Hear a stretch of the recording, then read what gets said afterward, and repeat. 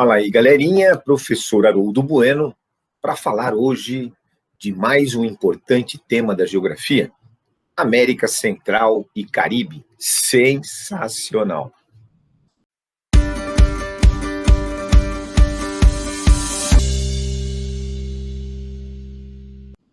Muito bem, vocês sabem que a América Central e o Caribe formam uma região do continente americano, que está entre a América do Norte e a América do Sul. Uma região formada por inúmeros países que se estendem pela parte continental e ao longo do Mar do Caribe, formando centenas de ilhas. Observem o mapa. Então vejam bem que a América Central é esta região, juntamente com o Caribe, que vai da Flórida, olha aí, ao sul da Flórida ali, não é? Desde Bahamas até a Venezuela. Então, esse conjunto de ilhas nesta área, ao longo do Mar do Caribe, forma a América Central insular, também conhecido como Caribe, e essa região que vai da Guatemala até o Panamá, ao longo da parte continental, forma a região continental da América Central. Vamos dar uma olhada nas principais características dessa região. Ela corresponde apenas a 2% do território americano, portanto, é a menor região das três regiões que formam o continente americano. Porém, apesar de haver uma reduzida área territorial, nós vamos ter ali um número muito grande de países, portanto, uma região muito fragmentada politicamente, com inúmeros países e algumas possessões que ainda pertencem à Europa. Muito bem, esta então, como eu já disse, uma região onde predomina o clima tropical, então temperaturas elevadas, elevados índices pluviométricos caracterizam a maior parte desta região da América. A vegetação predominantemente formada por florestas tropicais típicas das condições climáticas. A região divide-se em duas partes: a América Central continental, também chamado de Istmo, e a América Central insular, também chamado de Caribe, onde estão as ilhas e arquipélagos que formam esta região do Mar do Caribe. Muito bem, e o que é um istmo? Um istmo, pessoal, é um acidente geográfico caracterizado por uma estreita porção de terras cercada de água por dois lados que liga duas extensões maiores. É o que acontece, por exemplo, com esta parte da América Central que nós vamos estudar a partir de agora, América Central continental ou istmica, que se encontra num istmo. Veja bem, é a porção mais estreita do continente americano e está ligando, conectando fisicamente a América do Norte à América do Sul. Uma região formada por 7 países. Vamos ver as características mais importantes desta região? Muito bem, 7 países, todos eles foram colônias espanholas, portanto, desde o século XVI, essa região acabou sendo incorporada ao capitalismo colonial a partir da expansão espanhola. Então, houve ali a implantação do quê? De uma colonização de exploração, onde populações nativas, principalmente os maias, mas sem dúvida nenhuma, a colonização de exploração, a violenta colonização espanhola, acabou por dizimar grande parte da população e da civilização maia que ocupava essa região da América continental ou América Central istmica. Beleza? Muito bem, ali, em função desse processo de colonização, houve uma intensa miscigenação da população entre descendente de imigrante europeu e, obviamente, especificamente o espanhol, e as populações nativas. Além, obviamente, de termos nesta região a presença marcante de descendentes da cultura maia. As condições socioeconômicas dessa região são muito precárias, são países muito pobres.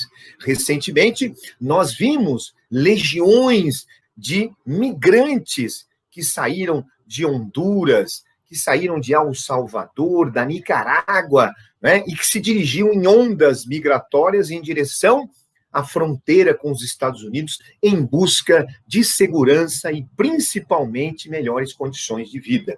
Isso é reflexo das grandes desigualdades, da pobreza, dos baixos índices sociais que caracterizam esta região. A baixa expectativa de vida, as altas taxas de natalidade, a grande concentração de renda, a baixa escolaridade, a pobreza e a violência são características que tornam esta região do continente americano uma região de repulsão populacional. Uma outra característica importante é em relação à economia. Esses países são países de economias de base agrícola.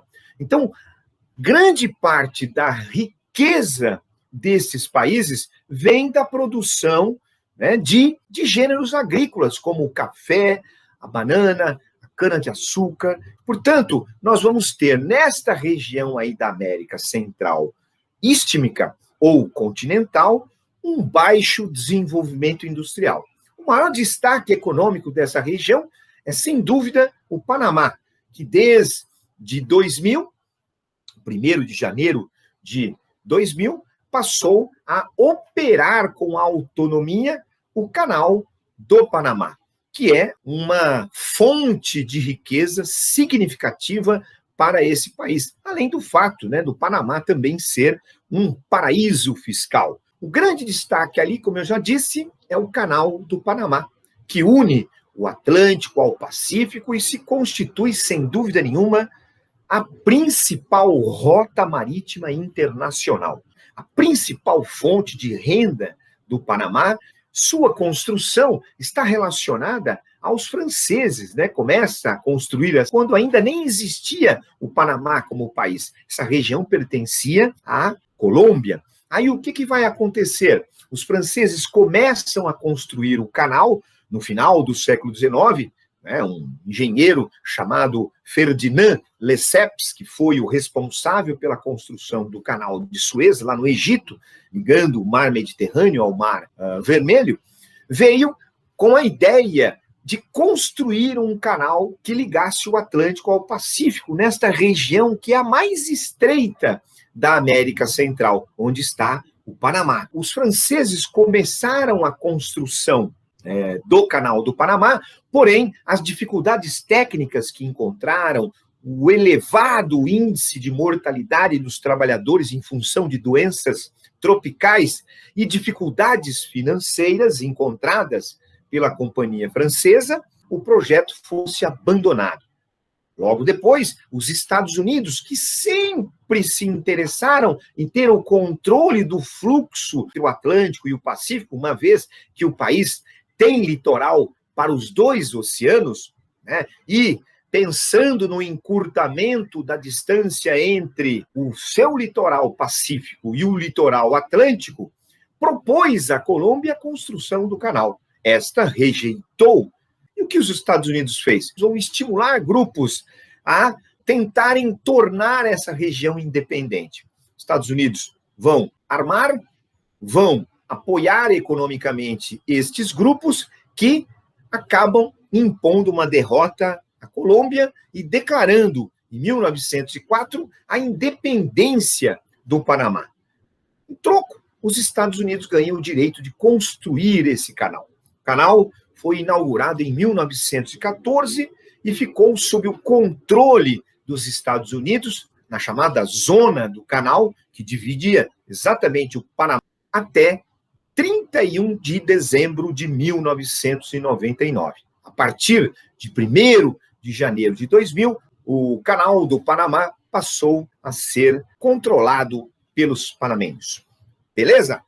O outro assunto importante sobre essa região é o fato de que ela, muitas vezes, está relacionada a um termo chamado de República das Bananas. O que seriam as repúblicas de bananas? Especificamente em relação a Nicarágua, El Salvador, Honduras, porque são países que sofreram forte interferência de empresas dos Estados Unidos. Primeiro, são grandes produtores de bananas, né? São grandes produtores e exportadores de banana para os Estados Unidos. Muitas empresas americanas, né, controlavam essa produção, e o controle não era só econômico da produção. O controle dessas empresas também se fazia valer no campo da política. Muitos governos foram empossados, outros foram derrubados, quando os interesses dessas companhias produtoras de frutas fossem ameaçados. O resultado é que, ao longo da história, essa região, né, foi formada por governos opressores, corruptos e instáveis, submissos aos interesses de empresas e do próprio governo dos Estados Unidos, da doutrina Monroe, né, o grande porrete, né, o Big Stick, esta política de intervenção sistemática dos Estados Unidos nesta região aí, desde o século XIX. Daí vem o termo, então, República das Bananas. Uma outra região importante da América Central é a parte insular, também chamada de Caribe. O Caribe é formado basicamente por 3 áreas. Nós temos lá as Bahamas, um arquipélago. Nós temos as Grandes Antilhas, que são as maiores ilhas do Caribe, Cuba, Jamaica, Haiti, República Dominicana e Porto Rico, né? Aquelas centenas de pequenas ilhas que formam as Pequenas Antilhas. Muitas delas ainda pertencem a países europeus e, portanto, gozam, né, dos privilégios econômicos de pertencer à União Europeia. Beleza? Bom, vamos às características dessa região. Banhado, obviamente, pelo Mar do Caribe, que é uma extensão do Oceano Atlântico, também conhecido como Mar das Antilhas. Então, tanto faz Mar do Caribe ou das Antilhas, ok? É uma região de clima tropical, berço dos principais furacões que atingem, né, a região do Golfo do México, sudeste dos Estados Unidos, a costa leste dos Estados Unidos. Então, esta região aí da América Central reúne condições favoráveis à formação de grandes tempestades tropicais e de formação de furacões. Portanto, essa região do Caribe é uma rota e também berço dos principais furacões. Além disso, ao contrário do que aconteceu lá na América Central continental, istmica, onde predominou a colonização espanhola, outros povos europeus que também colonizaram esta região. A região do Caribe foi colonizada, além dos espanhóis, foi colonizada também por franceses, holandeses e ingleses. Há o predomínio de negros, e aí como entender, né, a presença marcante de negros nessa região? Essa é uma região, geograficamente, né, mais próximo da Europa. Então, isso, durante o período colonial, atraiu grande interesse das metrópoles europeias para transformar essas áreas em grandes áreas produtoras de plantations de cana-de-açúcar, por exemplo, para levar para a Europa. Então, obviamente que essa região recebeu, a partir do século XVI, como no resto da América, um grande volume de escravos africanos. Daí a grande presença, então, da população negra.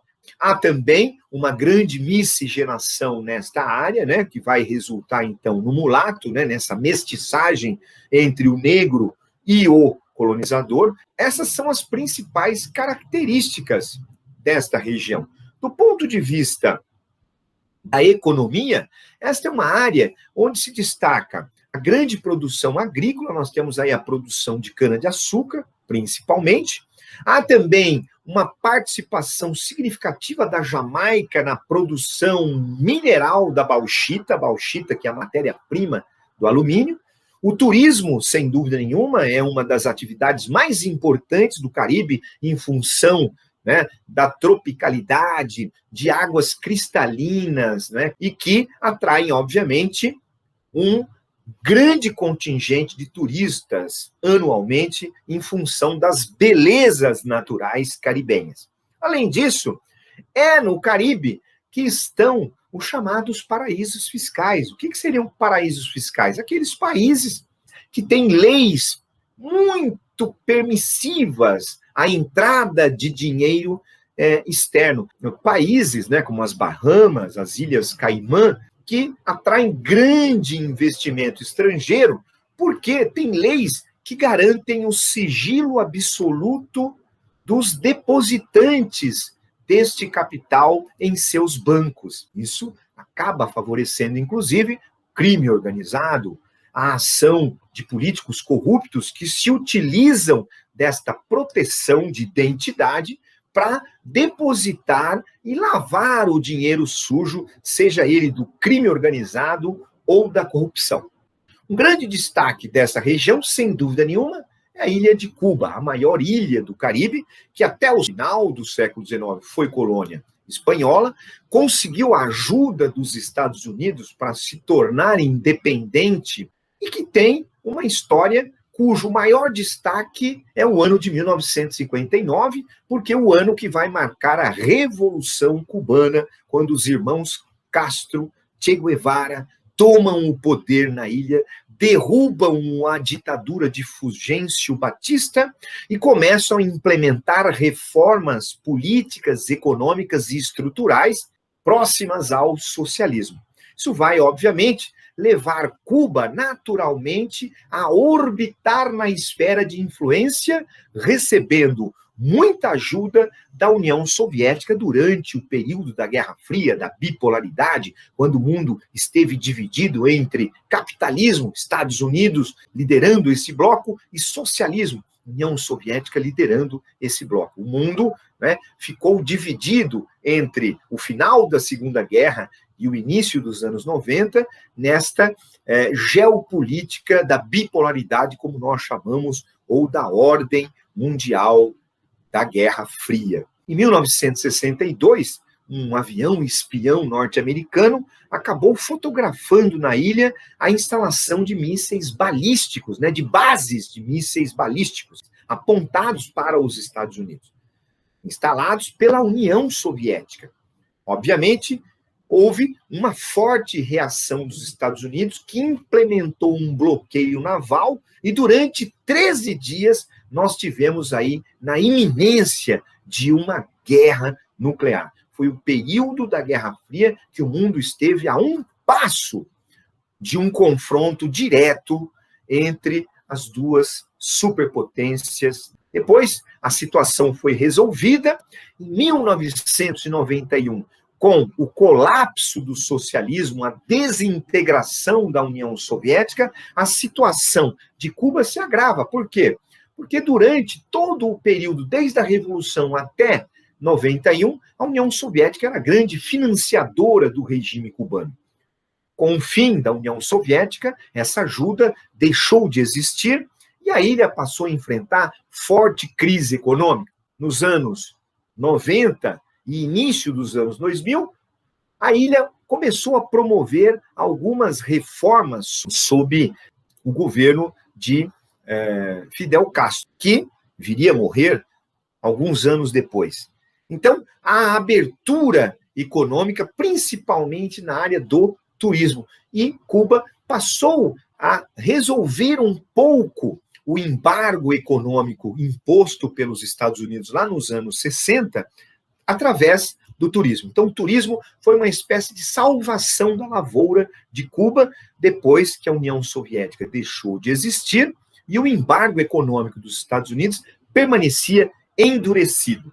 Em 2015, começa um processo, né, lento, gradual, de reaproximação entre Estados Unidos e Cuba, que vai se intensificar durante o governo Barack Obama. No entanto, a chegada de Donald Trump ao poder vai fazer com que todos aqueles avanços tinham sido estabelecidos com a reaproximação entre Estados Unidos e Cuba. Então, há uma revisão dos acordos com Cuba e o governo dos Estados Unidos volta a endurecer e isolar ainda mais a ilha no continente americano. Beleza? Espero que vocês tenham aproveitado. Um grande abraço e sensacional!